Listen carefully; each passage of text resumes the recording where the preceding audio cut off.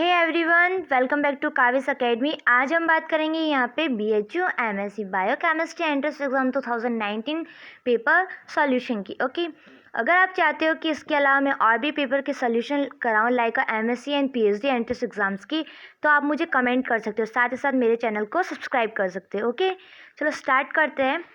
First question is that Henderson हेल्सबेज equation क्या होती है। ओके, तो अगर आपने ये क्वेश्चन आपके आ रखा है बायोकेमिस्ट्री के पीएच के कंसेप्ट पे, ओके, तो आपको अगर ये इक्वेशन पता है तो आप इजीली आंसर कर लोगे। यहाँ पे पीएच का फॉर्मूला पूछा गया है। ओके, तो पीएच के बेसिस पे जो फॉर्मूला होता है that is the pKa plus log base upon acid या फिर सॉल्ट अपन एसिड। तो करेक्ट आंसर क्या हो गया आपका? Option number 1। अगर आपको यहाँ पे POS दे रखा होता तो यहाँ पे जो ये फॉर्मूला इन्वर्स हो जाता। ओके, मीन्स बेस नीचे आ जाता और एसिड ऊपर आ जाता। ओके, कभी कभी क्या होता है ये इक्वेशन ना दे के यहाँ पे न्यूमेरिकल बेस के क्वेश्चंस पूछ लिए जाते हैं। तो आपको क्या करना है, इन सब की वैल्यूज़ दे रखी होगी तो इन सब की वैल्यू आपको पुट करनी है। ओके, लाइक एसिड की वैल्यू दे रखी होगी, बेस की दे रखी होगी। यहाँ पे जो ये वैल्यू होती है दैट इज़ द पीके ना दे के आपको वैल्यू दे रखी होती है KA की। ओके, तो आपको इसको PKa में कैसे करना है, तो आपको इसके आगे माइनस लॉग लिख लेना है वैल्यू के आगे। तो ये जो माइनस लॉग के होता है इसको ही हम PKa बोलते हैं। ओके, नेक्स्ट क्वेश्चन देखते हैं। बायोल्यूमिनेंस क्या होता है, इसके अंदर बायोल्यूमिनेंस कौन सा है। ओके, तो आपको पता होगा कि जो बायोल्यूमिनेंस होता है मीन्स वो शाइनिंग करता है। ओके, तो इसका जो ये जो बायोल्यूमिनेंस होता है ये आपको दिख रहा होगा दैट इज़ द डाइनोफ्लेजिलेट। जब हम सी के अंदर देखते हैं तो आपको पूरा ब्लूइश कलर का दिखाई देगा, इसी रीज़न की वजह से हम उसको सी स्पार्कल बोलते हैं। तो इसका करेक्ट आंसर कौन सा हो गया? Option number 2। Okay, next question पे मूव करते हैं। क्या है? The anti cancer agent taxol prevent cell division. ये जो टैक्सोल होता है ये क्या है? ड्रग्स है। ये क्या होता है? कैंसर की ट्रीटमेंट करने में यूज़ आता है। जो कैंसर पेशेंट होता है उसको हम टैक्सोल ड्रग्स देते हैं। वो क्या करता है कि जो कैंसर की जो सेल होती है उसको डिविजन्स के लिए प्रिवेंट करती है। तो कैसे प्रिवेंट करती है, तो देखते हैं कि जो जो टैक्सोल होता है ये क्या करता है कि जो डीपॉलीमराइजेशन करता है, माइक्रोट्यूबुल्स की डीपॉलीमराइजेशन को इनिबिट करेगा। मीन्स सॉल्युबलाइज को क्या करेगा, मीन्स ये क्या करेगा कि सॉल्युबलाइज करेगा माइक्रोट्यूबुल्स को। ओके, इनिबिट करना मीन्स सॉल्युबलाइज करना माइक्रोट्यूबुल को। तो इसका आंसर हो गया आपका ऑप्शन नंबर 2। ओके, ये जो टैक्सोल होता है हम एक प्लांट से लेते हैं। ओके, प्लांट की बार्क से लेते हैं। ओके, और ये क्या करता है? एंटी माइटोटिक होता है। मीन्स माइटोटिक डिवीजन नहीं होगा, जब माइटोसिस होगा नहीं। ये क्या करता है? जो माइक्रोट्यूबल्स बनती मीन्स जब क्रोमोसोम मेटाफेज प्लेट पे होता है तब यहाँ पे माइक्रोट्यूबल्स का फॉर्मेशन होता है। ओके, तब ये माइक्रोट्यूबुल ही नहीं बनेगी तो ये क्रोमोसोम्स, ये जो क्रोमेटिड का सेपरेशन नहीं हो पाएगा, जिससे क्या होगा कि सेल डिवीजन स्टॉप हो जाएगी। तो इसलिए इसका आंसर है option number 2। Okay, next question पे मूव करते हैं। In the eukaryote, the distinct the coding for the start and the other methionine is made by। तो इसके अंदर क्या पूछा गया है कि ये क्वेश्चन आपका दे रखा है बायोमोलिक्यूल से। ओके, बायोटेक्नोलॉजी से। और इसके अंदर क्या पूछा गया है कि आपकी जो यूकैरियोटिक है उसके अंदर मीन्स यहाँ पे आपको पूछा गया है ट्रांसलेशंस का प्रोसेस। ट्रांसलेशन क्या होता है? जब mRNA से हम प्रोटीन बनाते हैं तो इसके अंदर हम जब tRNA यूज़ करते हैं मिथियोनिन वाला। ओके, साथ ही साथ हम बहुत सारे फैक्टर्स यूज़ करते हैं जब हम mRNA को प्रोटीन में कन्वर्ट करते हैं। तो ये जो इनिशिएशन फैक्टर्स होते हैं, यहाँ पे आपको फैक्टर्स दिखाई दे रहे होंगे, सारे के सारे फैक्टर्स इनिशिएशन फैक्टर है। ओके, तो यहाँ पे पूछा गया है कि जो tRNA पे कौन सा इनिशिएशन फैक्टर बाइंड होता है, तो होता है IF2। ओके, IF2 जो बाइंड होता है वो इनिशिएशन फैक्टर कहाँ बाइंड होता है? आपके tRNA पे। तो option number 2 is correct. Okay, फिर नेक्स्ट क्वेश्चन है आपका बायोकेमिस्ट्री से अगेंस्ट ये माइकेलिस मेंटेन इक्वेशन से पूछा गया है। ओके, एंजाइम्स कॉन्सेप्ट के बेसिस पे, तो आप वो देख लेना। इसके अंदर की यूनिट क्या है, तो जो टर्नओवर नंबर होता है the number of substrate molecules convert into product by molecules of enzyme active site per unit time. Per unit time means time नीचे है, मीन्स टाइम को हम किस टाइम को हम क्या बोलते हैं, सेकंड बोलते हैं। ओके, अगर ये पर यूनिट टाइम है तो हम ऐसे बोल सकते हैं ना, सेकंड माइनस 1। तो इसका आंसर हो गया आपका ऑप्शन नंबर 1। ओके, तो जो ये टर्नओवर की जो यूनिट होती है दैट इज़ द S-1 और उसका फार्मूला ये होता है, उसको K8 से डिनोट करते हैं। तो आंसर इज 1। नेक्स्ट क्वेश्चन देखते हैं। The fever causing substance release by activated white blood cell are called. जब भी हमें फीवर आता है तो क्या होता है, फीवर कैसे आता है, मीन्स बाहर से कोई फॉरेन पार्टिकल आ गया है तो हमारी बॉडी के अंदर कुछ जनरेट होगा। ओके, जो हमारी जो वाइट ब्लड सेल्स होती है कुछ सब्सटेंस रिलीज करती है। उस सब्सटेंस का नाम क्या होता है, दैट इज़ द पायरोजेंस। क्या होता है, पायरोजेंस। ओके, जब बाहर से कोई एंटीजन अटैक करता है हमारी बॉडी के अंदर तो हमारी जो WBC होती है, जो फर्स्ट लाइन डिफेंस शो करती है, सेकेंड लाइन डिफेंस शो करेगी, तो यहाँ पे पायरोजन सब्सटेंस का रिलीज आउट करेगी। उसकी वजह से हमारी बॉडी क्या हो जाती है, गर्म हो जाती है और हमें क्या आ जाता है, फीवर आ जाता है। ओके, तो correct answer is pyrogens. Okay, और ये जो क्वेश्चन है ये आपके इम्यूनोलॉजी के अंदर से ले रखा है। ओके, नेक्स्ट क्वेश्चन है, ये थोड़े सो केमिस्ट्री के बेसिस पे भी बायोकेमिस्ट्री के अंदर से ही मान लेंगे। इसके अंदर पूछा गया है, in which of the following compound CH bond length is minimum. सबसे कम बॉन्ड लेंथ किसकी होगी। ओके, तो आपको एक चीज़ ध्यान रखनी है, जो लेंथ होती है बॉन्ड की, जो लेंथ होती है वो आपकी बॉन्ड पे डिपेंड करती है। ओके, तो जितनी ज़्यादा नंबर ऑफ बॉन्ड ज़्यादा होंगे तो उतनी ही कम लेंथ होगी। ओके, तो यहाँ पे जो क्या दे रखा है, यहाँ पे एथेन दे रखा है। तो एथेन का क्या होता है, एथेन के अंदर सिंगल बॉन्ड होता है। ओके, और फिर दे रखा है एथेन के अंदर डबल बॉन्ड होता है।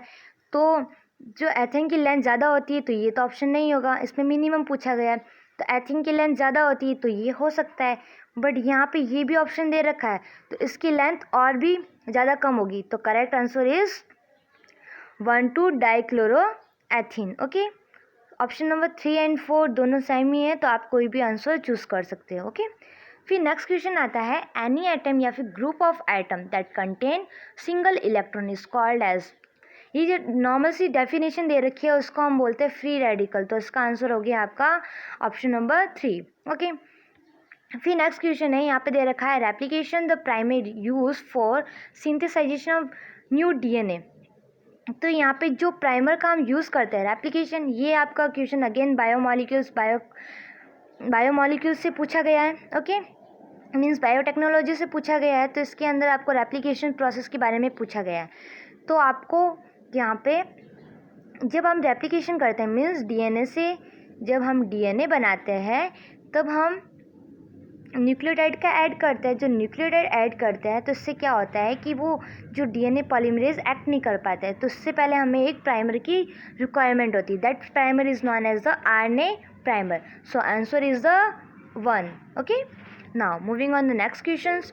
ये सिंपल, ये आपको पूछा गया है कि एल्ड्रेड एंड रैक्यू ने कौन सी क्या डिफाइन किया था। तो अगर आपको पता है that is the option number 2 the electronegativity. Okay, तो आप इस आंसर को कर सकते हो, ये केमिस्ट्री का क्वेश्चन है। ओके, फिर नेक्स्ट क्वेश्चन आता है, the smallest non aerobic prokaryote without cell wall. इसके अंदर क्या दे रखा है, ये तो पहला होना चाहिए प्रोकैरियोट, फिर होना चाहिए सेल वॉल नहीं होनी चाहिए, थर्ड और दे रखा है स्मॉल होना चाहिए और फोर्थ दे रखा है एरोबिक होना चाहिए।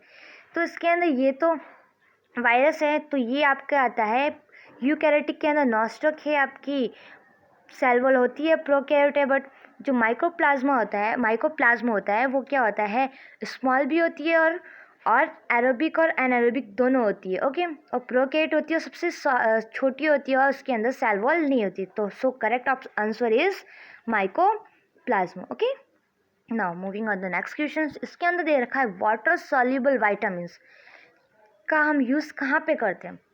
तो हमें वाटर सॉल्युबल जो वाइटामिन्स होते हैं तो इसका हम एग्जांपल लेते हैं like B2। Okay, vitamin B2 हम यूज़ करते हैं एज अ को enzymes. Okay, so answer is option number 3। Okay, now तो ये क्वेश्चन भी आपको बायोकेमिस्ट्री के अंदर दे रखा है। ओके, कि को एंजाइम्स क्या होते हैं तो उसके अंदर से मिक्स कर रखा है। ओके, तो आप ये देख लेना कि को एंजाइम्स क्या होते हैं। एंजाइम्स के बारे में बहुत ज़्यादा पूछा गया है। ओके। फिर हम बात करते हैं denaturation of enzymes refer to as. अगर हम किसी एंजाइम क्या होता है, प्रोटीन की फॉर्म होती है, ओके। तो अगर उसको डीनेचर करेंगे मीन्स जो प्रोटीन होता है उसकी प्राइमरी और सेकेंडरी स्ट्रक्चर होती है, ओके। तो वो हाइड्रोफोबिक बॉन्ड्स होते हैं, इसके अंदर वीक हाइड्रोफोबिक बॉन्ड, उससे वो मीन्स कनेक्ट हो रखे होते हैं। अगर हम इसको डीनेचर करेंगे मीन्स की जो हाइड्रोफोबिक फोर्स है, इसकी जो वीक बॉन्ड्स है लाइक हाइड्रोफोबिक और वंडरवाल, उसके अंदर उस फोर्स को कम करेंगे।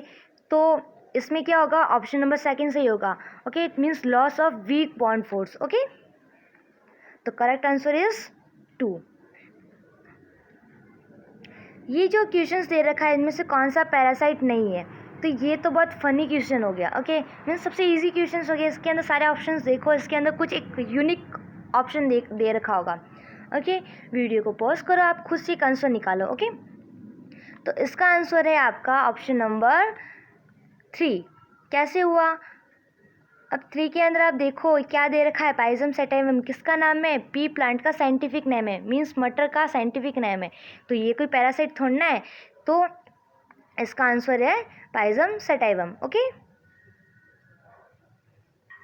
नेक्स्ट क्वेश्चन दे रखा है आपका अगेन बायो केमिस्ट्री के अंदर जो डीएनए वाला जो पार्ट होता है, ओके, वहाँ से दे रखा है।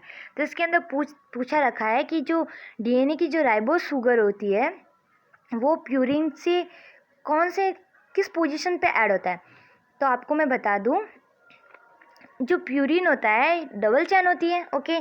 तो जो डबल चेन होता है मीन्स जो एडेनिन और ग्वानिन जो होता है वो डबल चेन स्ट्रक्चर होते हैं। और वो जो राइबोस शुगर से नंबर 9 जो दिख रखा है N9 उससे कनेक्ट होते हैं। तो आपको आंसर दिख गया होगा, ऑप्शन नंबर इज 1, ओके। अगर इस प्यूरिन की जगह अगर आपको पाइमिडिन पूछ लिया जाता है तो आप आप क्या देते हैं कि जो पाइमिडिन होता है वो N1 से कनेक्ट होता है। किससे होता है, N1, ओके। तो ध्यान रखना।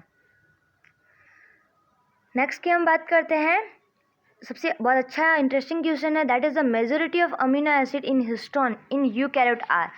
तो इसके अंदर क्या दे रखा है कि जो हिस्टोन है वो आपके अमीनो एसिड से बना होता है, ओके।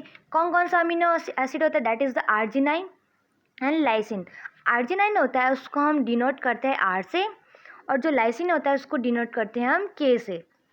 तो आंसर देख लो आप, आर एंड के कहाँ पे आ रहा है, ऑप्शन नंबर 2, ओके। तो option number 2 that is the K is the lysine and the R is the arginine, okay. तो ये भी अगेन आपकी सेल बायोलॉजी का क्वेश्चन है, ओके। फिर हम बात करते हैं chlorine shift in blood is required for transportation. तो मैं आपको बता दूं कि जो CO2 होती है, जब CO2 टिश्यू से जब वापस एब्जॉर्व करनी होती है और हमें लंग्स के थ्रू बाहर एग्जिट आउट करनी होती है, तो जब टिश्यू से हमारी ब्लड प्लाज्मा के अंदर जाती है तो डायरेक्ट CO2 की फॉर्म में नहीं जाती है। उसको क्या करना होता है, ये पहले तो जाएगी आपकी RBC के अंदर, RBC के अंदर जो वाटर होगा उसके साथ रिएक्ट करके ये कार्बोनेट की फॉर्म कन्वर्ट करेगी। अब जैसे ये कार्बोनेट बाहर ट्रांसपोर्टेशन होता है तो क्लोरीन अंदर आता है। क्लोरीन अंदर आएगा मीन्स क्लोरीन का शिफ्ट हो गया। इसी रीजन्स की वजह से ये क्या होता है, इसको क्लोरीन शिफ्ट मॉडल बोलते हैं, ओके। तो ये किसके लिए काम आ रहा है, ये ओवरऑल प्रोसेस क्यों हो रही है, ये CO2 के ट्रांसपोर्टेशन के लिए हो रही है। तो option number 4 is correct, okay. फिर हम बात करते हैं the highly low pH of gastric juice. Low pH means acid की बात कर रहे हैं, और आपको पता है कि गैस्ट्रिक जूस कैसा होता है, HCl होता है, मीन्स HCl कैसा होता है, एसिडिक होता है। वो क्या करता है कि जो हमारे पेट के अंदर, स्टमक के अंदर जो बैक्टीरिया अटैक कर लेते हैं तो उसकी ग्रोथ की, उसकी रिप्रोडक्शंस को रोकता है। तो यहाँ पे जो बायोस्टैटिक्स मीन्स यहाँ पे बैक्टीरियोस्टैटिक मीन्स बैक्टीरिया की रिप्रोडक्शंस को रोकना होता है, ओके। तो option number 1 is correct, okay. Now next question again आपका दे रखा है एंजाइम्स से, ओके। तो एंजाइम्स में कुल मिला के आपको एक चीज़ तो पता चल गई होगी, तो जो एंजाइम वाला पोर्शन है बहुत इंपॉर्टेंट है, तो आप उसको रट ही लेना, ओके। तो इसके अंदर पूछा गया है कौन सा कॉम्बिनेशन एकदम करेक्ट है, तो देखते हैं कौन सा करेक्ट होता है। आपको पता है जो एपो एंजाइम्स होता है, एपो एंजाइम्स एक प्रोटीनियस पार्ट होता है, ओके। जब उसकी साथ में को फैक्टर या फिर को एंजाइम्स जुड़ता है, ठीक है। तो कोएंजाइम्स होता है वो नॉन प्रोटीन होता है, ओके। जब ये नॉन प्रोटीनस पार्ट कंबाइन होता है तभी ये बनता है holo enzyme. Holo enzyme means यहाँ पे अब ये एक्टिव हो चुका है एंजाइम्स, ये अब सबस्ट्रेट इसके ऊपर बाइंड कर सकता है, ओके। तो फॉर्मूला हो गया apo enzyme plus co enzyme is equal to holo enzyme. कहाँ पे करेक्ट हो रहा है? Option number 3 is correct, okay. Next question में मूव करता है, that is the in liver the glycogens break into the glucose. Liver के अंदर ग्लूकोज की स्टोर फॉर्म होती है, ओके। जब हमें एनर्जी की रिक्वायरमेंट होती है तो लीवर के अंदर ग्लाइकोजन्स ब्रेक होता है, ओके। बट जब मसल्स की हम बात करते हैं तो मसल्स के अंदर जो ग्लाइकोजन्स होता है वो ब्रेक होकर फ्रक्टोज में कन्वर्ट होता है। तो इसका आंसर हो गया ऑप्शन नंबर 2, ओके। तो ये सारे क्वेश्चंस थे जो 2019 के अंदर BHU के अंदर पूछे गए थे। इसकी कुछ क्वेश्चंस हम नेक्स्ट वीडियो के अंदर हम डिस्कस करेंगे, ओके। तो अगर आपको वीडियो पसंद आई हो तो आप लाइक करना, साथ ही साथ सब्सक्राइब करना। Thank you so much for watching my video. Bye bye.